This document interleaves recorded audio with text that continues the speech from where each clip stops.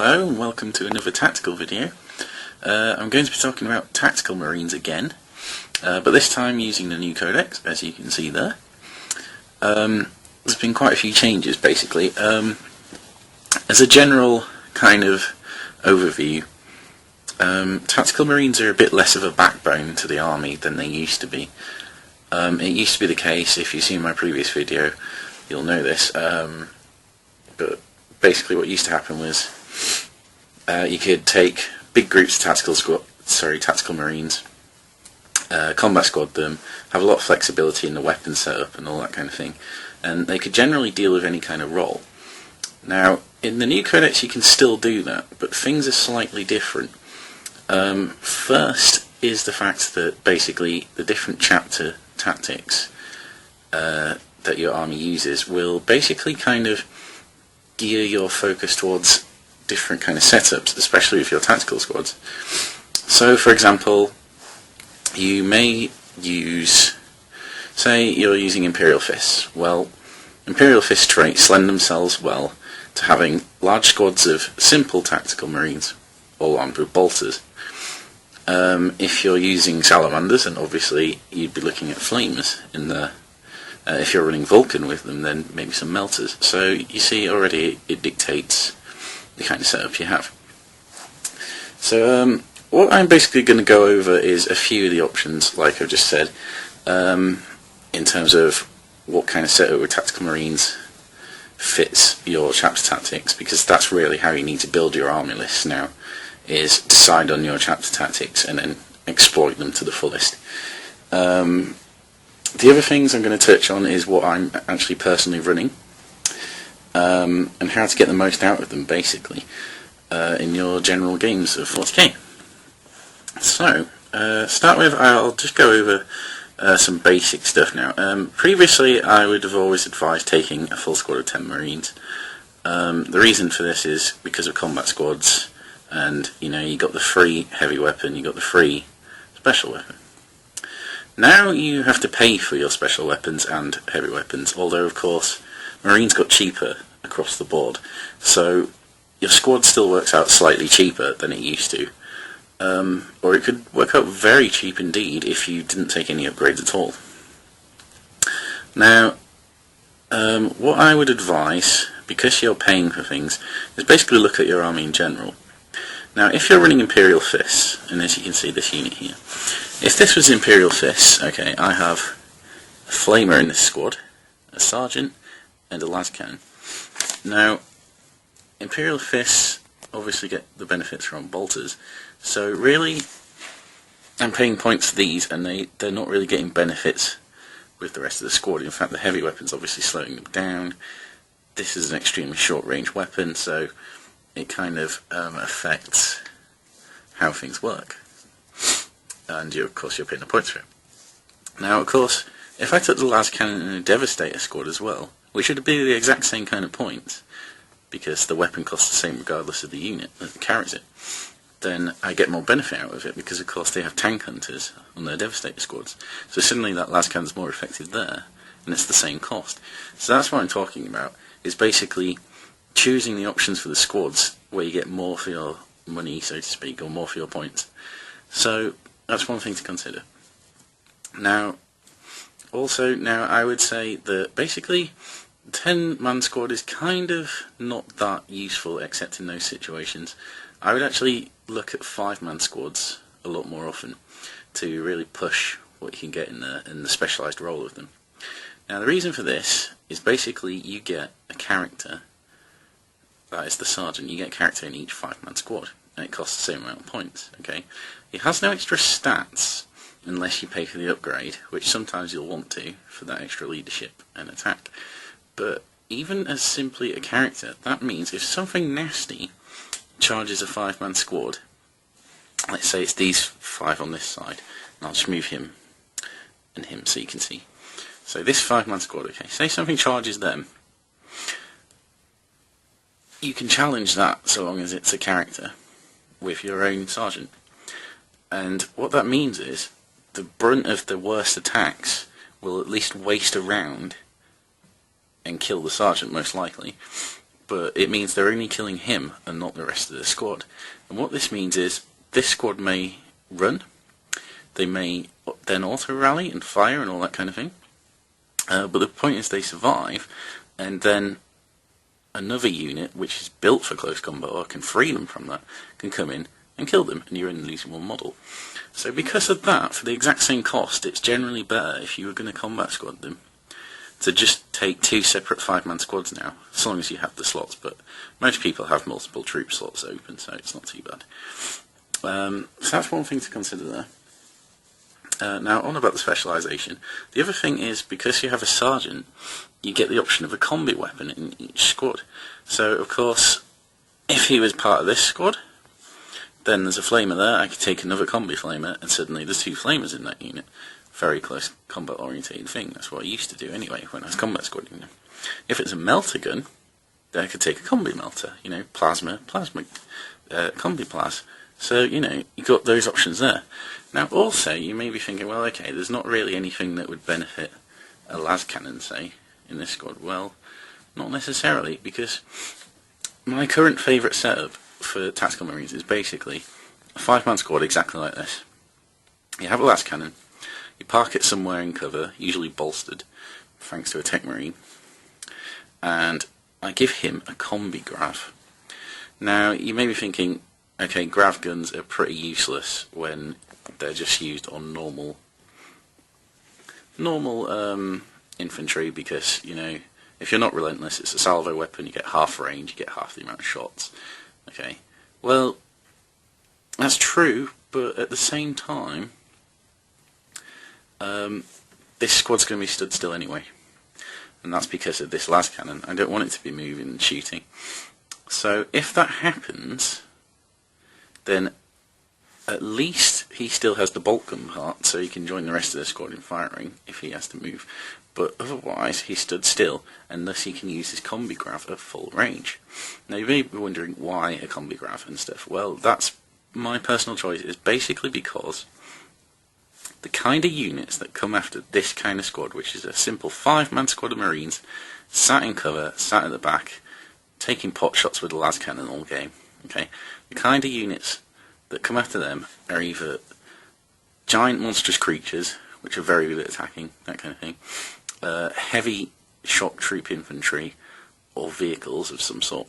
Okay, and the combi grav can deal with them very, very well. And in fact, of course, it combines with a combi grav, a crack grenade from someone else, and a las cannon, and suddenly anything within a certain range, and literally anything, is in serious trouble, because it's very dangerous to come near that, and thus they can deal with that situation pretty well until the other things around them can bail them out at least. So because of that, they're pretty good. In terms of survivability, tactical squads are still very hard to kill. Space Marines are actually very hard to kill. Remember their toughness 4, they have decent weapon skill, so of course they can defend themselves fairly well in close combat, and of course they have their free up armor save. Getting rid of 5 Marines can be a lot harder than you think, and yeah, they seem squishy when they're out, and of course you're facing certain armies like Eldar and Tau and things that can spam high strength and low AP things, but all you need to do is keep them in cover. As I say, I keep them in bolstered terrain, so usually they're hidden in some kind of ruin, so you get your 4 up, you get your +1 because it's bolstered, so it's a free up already, so they're getting that regardless. And then if they go to ground, they're getting a 2 up. So, and I'd be quite happy for them to go to ground, because at the end of the day they're sitting on an objective, hopefully getting some benefits from mysterious objectives there, and just sat there and making a nuisance of themselves, taking pot shots at tanks, that kind of thing. And anything tries to kill them, they have the combi grav. So because of that, they're actually very, very hard to shift, and the best ways to get rid of them is actually weight of fire. So that's a lot of ranks of dice, pouring into them. But then, if they do that, there's still no guarantees, because they'll get their armor saves, okay? On top of that, if they devote enough firepower to them, then what have they killed? A 90-point unit. Okay? That's if they're is it? Yeah, 90 points, I believe. you know, and okay, they cleared an objective, but you know, I've got another squad just like this nearby that can take that objective. So at the end of the day, that's a good thing. You're diverting massive amounts of firepower into a simple 5-man tactical squad, which is very hard to shift. And you know, my other units, which are much more expensive, much more dangerous, are free to roam around. So that's the most effective way I found of using them at the moment. Now, as for chapter tactics, because obviously, you know, it's important which ones you pick as to how you play them. I've already said about Imperial Fists. I've already mentioned Salamanders. Salamanders also get another benefit. Basically, if all characters get a free mastercrafted weapon. Now you may be thinking, okay, that's not that brilliant on an upgraded sergeant, but what if you gave him melter bombs? Okay, especially if you gave the others flamers or melter guns and you're running Vulcan, you know, so they're twin lengths, that kind of thing. If you give him melter bombs, then that can be mastercrafted, which means you're much more likely to hit, and that unit becomes a lot more dangerous. The other thing you could do if you don't want to pay for that is you could you could mastercraft a crack grenade. Nothing wrong with that. You could mastercraft his bolt gun, of course, or bolt pistol. So there's quite a few options there, really. So you know, worth thinking about there. It's completely free. I would say that Iron Hand's tactics are fairly decent, because obviously it makes them even harder to kill. The harder they are to kill, you know, the more effort they have to devote to killing them, etc, etc. So, you know, it's pretty good.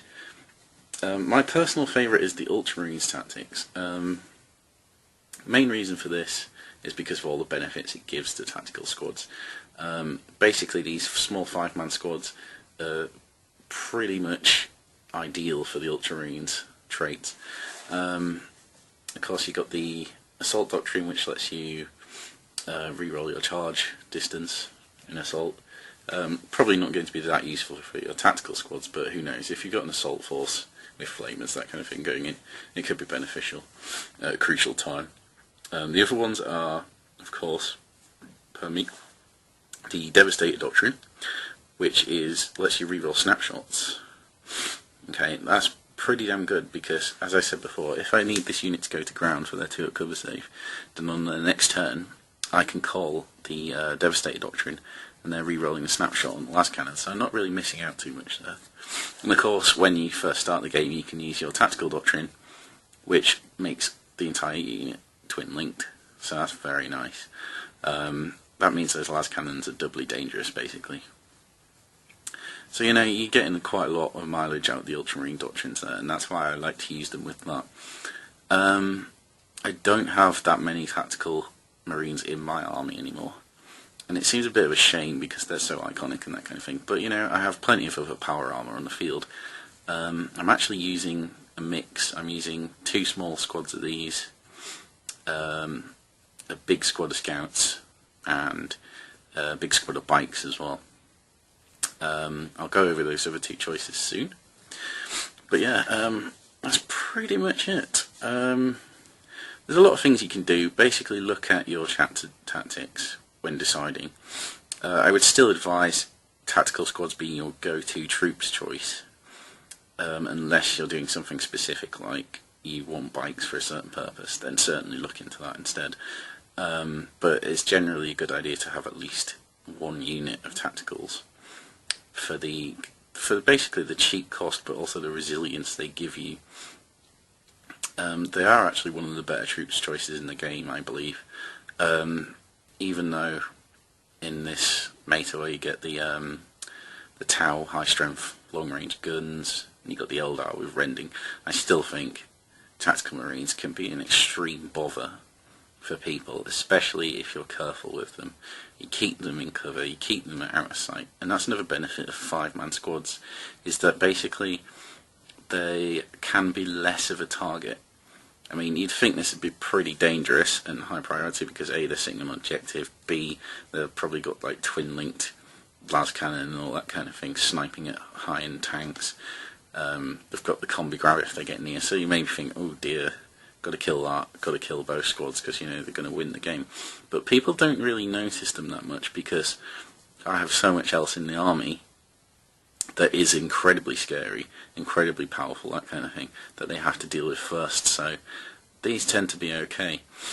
But that's basically army synergy, which I've talked about before. So you know, that's up to you as an individual to figure out. But I would say they can be less of a target because of that, and that's just basically another strength of them. So yeah, that's pretty much the video. Apologies, it's been a while. What happened was, with the Sisters of Battle intro to collecting them, I did actually record the second part, and then the second half of that video went missing. So I basically have to do the whole thing again, and I haven't really had the heart to do that yet. It's quite depressing when you put a lot of effort into it and then suddenly it disappears. So I will get that done eventually. But I thought it was about time I did a proper old-fashioned tactical video, especially because as the game currently is, it's a lot harder to do these things because, as I say, so many different traits, so many different setups. There's a lot of effective ways. In fact, this Space Marines book here is amazingly good in terms of the variety of options you get. There is no undisputed best way, but at the same time there is a best way for your army, so it depends on the rest of your army and that kind of thing.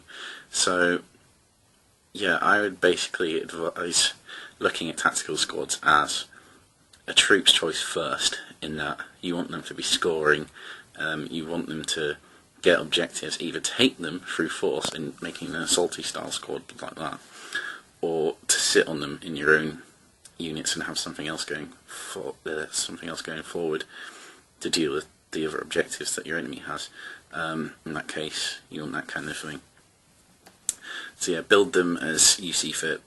Try and take advantage of your chapter tactics, and yeah, just remember they are still very effective, and hopefully you'll have as much use out of them as I have. Yeah, I'm very impressed with them still. They only got better with the new codex.